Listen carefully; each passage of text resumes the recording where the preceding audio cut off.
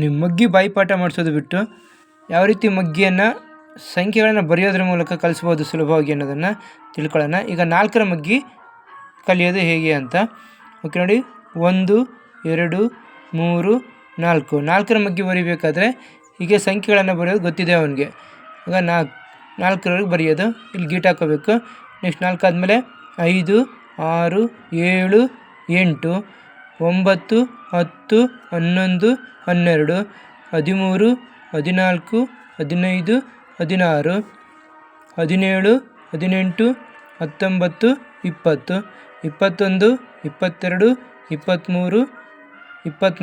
25 26 27 28 29 30 31 32 33 34 35 36 37 38 39 40. ಈಗ ನೋಡಿ, ಇವನ್ನ ಅಬ್ಸರ್ವ್ ಮಾಡಿ. ನೋಡಿ, 4 1 4, 4 2 8, 4 3 12, 4 4 16, 4 5 20, 4 6 24, 4 7 28, 4 8 32, 4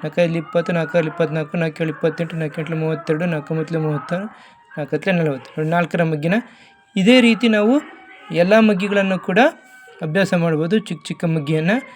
ಓಕೆ, ಈಗ ಬನ್ನಿ ನಾವು ರೇಖಾಚಿತ್ರದ ಮೂಲಕ ಮಗ್ಗಿಗಳನ್ನು ಮಕ್ಕಳಿಗೆ ಯಾವ ರೀತಿ ಆಟದ ಮೂಲಕ ಕಲಿಸ್ಬೋದು ಅನ್ನೋದನ್ನು ತಿಳ್ಕೊಳ್ಳೋಣ. ಈಗ ನೋಡಿ, 3 ಎಷ್ಟು ಅನ್ನೋದನ್ನು ಆಟದ ಮೂಲಕ, ಅವ್ರಿಗೆ ಗೆರೆ ಹಾಕುವ ಒಂದು ಆಟದ ಮೂಲಕ ಈ ಮಗ್ಗಿಯನ್ನು ನಾವು ಹೇಗೆ ಕಲಿಸ್ಬೋದು ಅನ್ನೋದನ್ನು ನೋಡಿ. ಇಲ್ಲಿ 3 ಸಂಖ್ಯೆ ಇದೆಯಲ್ಲ, ಹಾಗಾಗಿ 3 ಅಡ್ಡ ಗೆರೆ ಹಾಕಬೇಕು. ಈಗ ಮತ್ತೆ 3ರಿಂದ ಗುಣಿಸ್ತಿದ್ದೀವಲ್ವಾ, ಅದಕ್ಕೆ ಎಷ್ಟಿಂದ ಗುಣಿಸ್ತೀವೋ ಅಷ್ಟು ಕಂಬ ಗೆರೆಗಳನ್ನು ಹಾಕಬೇಕು. ಈಗ 2 ಗೆರೆಗಳು ಎಲ್ಲಿ ಇಂಟರ್ಸೆಕ್ಟ್ ಆಗಿದ್ದಾವೆ ಅಥವಾ ಸಂಧಿಸಿದ್ದಾವೆ ಅವುಗಳನ್ನು ಎಣಿಸ್ಬೇಕು. ನೋಡಿ, 1 2 3 4 5 6 7 8 9. 3 3 ಎಷ್ಟು? 9. ಓಕೆ ನೋಡಿ, 9 ಡಾಟ್ಸು. ಹೀಗೆ ಬೇರೊಂದು ಮಗ್ಗಿ ತಗೊಂಡು ಮಾಡೋಣ.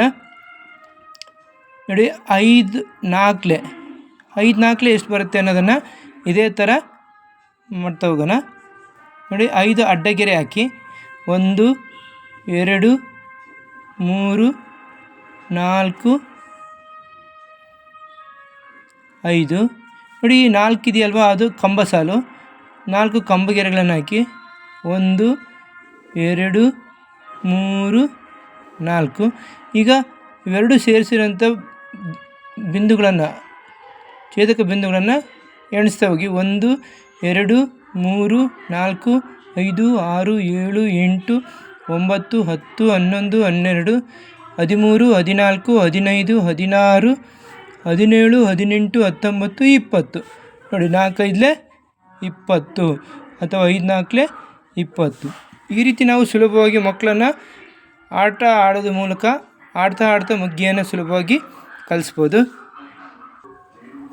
ಓಕೆ, ಈಗ ನೋಡಿ, ನಾವು ಈ ಮಗ್ಗಿಯನ್ನು ಯಾವ ರೀತಿ ಸಂಕಲನವನ್ನು ಈ ಮಗ್ಗಿ ಜೊತೆಗೆ ಸುಲಭವಾಗಿ ಕೂಡೋದನ್ನು ಹೇಳ್ಕೊಡ್ಬೋದು ಮಕ್ಕಳಿಗೆ ಅಂತ.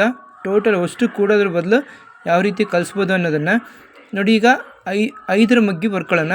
5 1 5, 5 2 10, 5 3 15, 5 4 20, 5 5 25, 5 6 30, 5 7 35, 5 8 40, 5 9 45, 5 10 50. ಓಕೆ, ಇದನ್ನು ಕೂಡೋದು ಯಾವ ರೀತಿ ಸುಲಭವಾಗಿ ಕೂಡ್ಬೋದು ಅನ್ನೋದನ್ನು ನೋಡಿ. ಓಕೆ, ಈ 5 ಇದೆಯಲ್ಲ, ಇದಕ್ಕೆ ಇಂಟು 5 ಮಾಡಿ. 5 5 ಎಷ್ಟು ಬರುತ್ತೆ? 25 ಬರುತ್ತೆ. ಅದನ್ನು 2 ಮತ್ತು 5 ಹೀಗೆ ಮಧ್ಯೆ ಗ್ಯಾಪ್ ಬಿಟ್ಟು ಬರೀರಿ. ಓಕೆ, ಇವೆರಡನ್ನು ಕೂಡಿ 5 2 ಕೂಡಿದರೆ 7 ಆಗುತ್ತೆ. ಆ 7ಅನ್ನು ಮಧ್ಯೆ ಬರೀರಿ. 275 ಇವುಗಳ ಮೊತ್ತ ಅಷ್ಟು ಕೂಡಿದರೆ, ಯಾಕೆಂದರೆ ನೋಡಿ, ಇದನ್ನು ಮಧ್ಯ 5 5 25 ಬರುತ್ತಲ್ವಾ, ಇದನ್ನು 2 ಸಮಭಾಗ ಮಾಡಿದರೆ ಇಲ್ಲಿ 50 ಇದೆ ಒಂದು ಭಾಗ, 2 3 4 5. ನೋಡಿ, ಈ ಸಂಖ್ಯೆ, ಈ ಕೊನೆಯ ಸಂಖ್ಯೆ ಮತ್ತು ಈ ಕೊನೆಯ ಸಂಖ್ಯೆಗಳನ್ನು ಕೂಡಿದರೆ ಸರಿ, ಇದು 45 + 5 ಕೂಡಿದರೆ 50 ಆಗುತ್ತೆ. ಇಲ್ಲಿ 50 ಇದೆ. ಈ 40 + 10 ಕೂಡಿದರೆ 50 ಆಗುತ್ತೆ. ಇಂಥವು 5 ಬರ್ತವೆ, 5. ಹಾಗಾಗಿ 50ಗಳು 5 ಇರ್ತವೆ. 50 × 5 = 250. ಪ್ಲಸ್ ಇಲ್ಲಿ ಮಧ್ಯೆ ಒಂದು 25 ಇರುತ್ತೆ ನೋಡಿ, ಇದನ್ನು ಕೂಡಿ 250 ಪ್ಲಸ್ 25 275 ಆಗುತ್ತೆ. ಹಾಗಾಗಿ ಈ ರೀತಿ ನಾವು ಮಾಡ್ಬೋದು.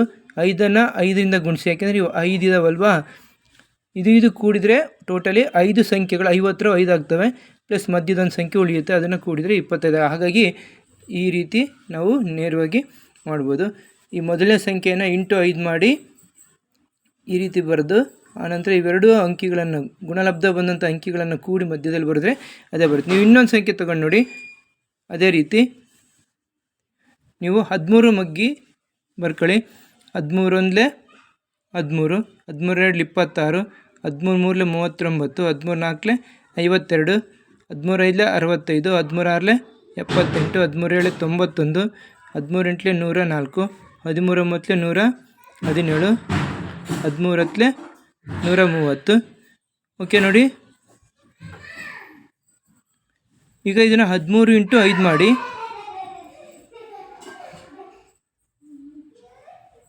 13 65 ಆಗುತ್ತೆ. 6 5 ಕೂಡಿ 11 ಆಗುತ್ತೆ, ಅದನ್ನು ಮಧ್ಯೆ ಬರೀರಿ. ಅದರಲ್ಲಿ ಒಂದು ಇಲ್ಲಿ ಬರೀರಿ, ಇವೆರಡನ್ನ ಕೂಡ್ಕೊಳ್ಳಿ. ಅವಾಗ ಓಕೆ ನೋಡಿ, ಇಲ್ಲಿ 13 ಮಗ್ಗಿ ಬರ್ಕೊಂಡಿದ್ದೀವಿ. ಇದಷ್ಟನ್ನು ಕೂಡಿದರೆ ನಮಗೆ ಎಷ್ಟು ಬರುತ್ತೆ ಆನ್ಸರ್ ಅಂದರೆ ಇಂಟು 5 ಮಾಡಿ. 13 5 65 ಆಗುತ್ತೆ. 65 ಗ್ಯಾಪ್ ಬಿಟ್ಟು ಬರ್ಕೊಳ್ಳಿ.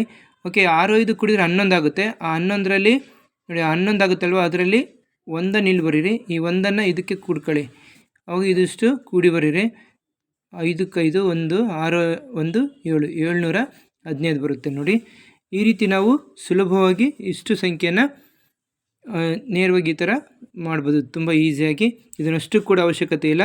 ಯಾಕೆ ಈ ಥರ ಬರುತ್ತೆ ಅಂದರೆ ನೋಡಿ, ಇಲ್ಲಿ ಲಾಸ್ಟ್ ನಂಬರು 130 ಇದೆಯಲ್ಲ, ಅಷ್ಟು ಸಂಖ್ಯೆಗಳು 130 ಅನ್ನೋ 5 ಸಂಖ್ಯೆ ಬರ್ತವೆ. ಇವು ಅಷ್ಟು ಕೂಡಿದರೆ ನೋಡಿ, 13 ಪ್ಲಸ್ 117 130 ಬರುತ್ತೆ.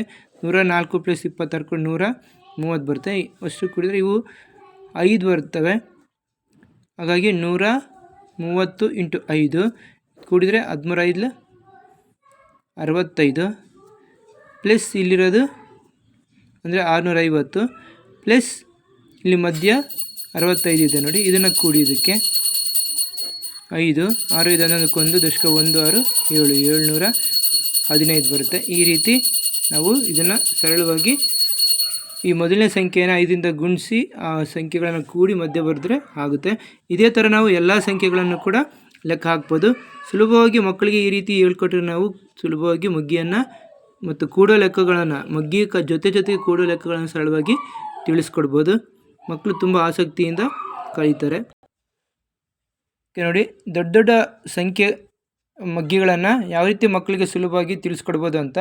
ಓಕೆ ನೋಡಿ, ಈಗ 15 ಇದೆ ಅಂದರೆ 15 4 ಅಂತ ಗುಣಿಸ್ಬೇಕು.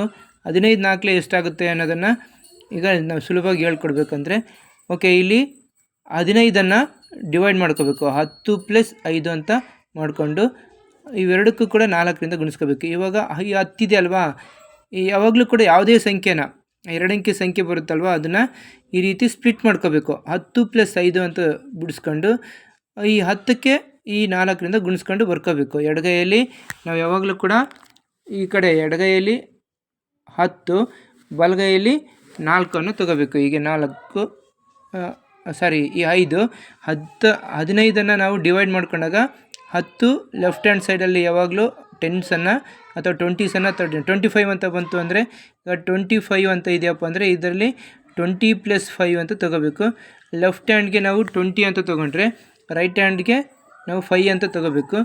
ಇದನ್ನು ಇಂಟು ಯಾವ ಮಗ್ಗಿಂದ ಮಾಡ್ತಿದ್ದೋ ಅದನ್ನು ಎರಡು ಸಂಖ್ಯೆಗಳನ್ನು ಆ ಒಂದು ಗುಣಾಕಾರ ಯಾವುದರಿಂದ ಮಾಡ್ತಿದ್ದೋ ಅದರಿಂದ ಗುಣಿಸ್ಕೋಬೇಕು.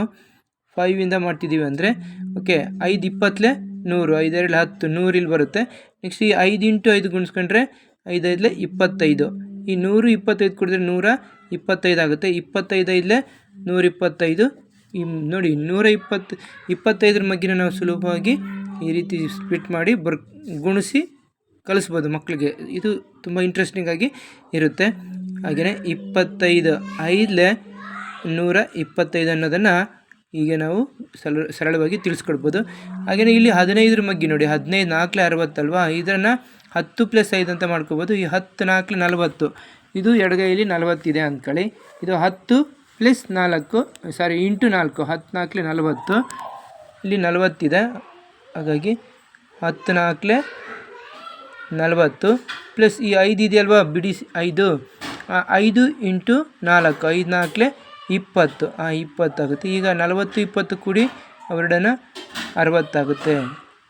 15 4 60 ಬರುತ್ತೆ. ಈ ರೀತಿ ನಾವು ಸುಲಭವಾಗಿ ಮಗ್ಗಿಯನ್ನು ಮಕ್ಕಳಿಗೆ ದೊಡ್ಡ ಮಗ್ಗಿಯನ್ನು ತಿಳಿಸ್ಕೊಡ್ಬೋದು. ಓಕೆ ನೋಡಿ, ಇನ್ನೊಂದು ಮಗ್ಗಿ ನೋಡೋಣ. ನಾವು 17ಇಂದ 17 5 ಇದನ್ನು 10 + 7 ಅಂತ ಸ್ಪ್ಲಿಟ್ ಮಾಡಿಕೊಂಡು ಇಂಟು 5 ಮಾಡ್ಕೊಳ್ಳಿ. ನೋಡಿ 10ರಿಂದ 5 10 ಬಾಯಿ ಲೆಕ್ಕ ಹಾಗೆ ಮಾಡ್ಕೋಬೋದು. ಎಡಗೈಲಿ 10 ಇದೆ, ಇಂಟು 5 ಗುಣಿಸ್ಕೊಂಡ್ರೆ 10 50 ಆಯಿತು. ಪ್ಲಸ್ ಇಲ್ಲಿ 7 ಇದೆ ನೋಡಿ, ಈ 7ರಿಂದ 5 ಗುಣಿಸಿ 7 5 35. ಅವಾಗ 50 35 ಕೂಡಿ 50 35 85 ಬರುತ್ತೆ. 17 5 85. ಈ ರೀತಿ ನಾವು ಮಕ್ಕಳಿಗೆ ಮಗ್ಗಿಯನ್ನು ಸರಳವಾಗಿ ತಿಳಿಸ್ಕೊಡ್ಬೋದು. ಓಕೆ, ಗಣಿತ ಕಷ್ಟ ಅಲ್ಲ, ಸುಲಭ ಅನ್ನೋದನ್ನು ನಾವು ಮಕ್ಕಳಿಗೆ ತುಂಬ ಸುಲಭವಾಗಿ ಈ ರೀತಿ ಮಗ್ಗಿ ಕಲಿಸೋದ್ರ ಮೂಲಕ ಗುಣಾಕಾರ ಮತ್ತು ಕೂಡೋದನ್ನು, ಸಂಕಲನ ಲೆಕ್ಕಗಳನ್ನು ಸರಳವಾಗಿ ತಿಳಿಸ್ಕೊಟ್ರೆ ಮಕ್ಕಳು ಆಸಕ್ತಿಯಿಂದ ಕಲಿತಾರೆ.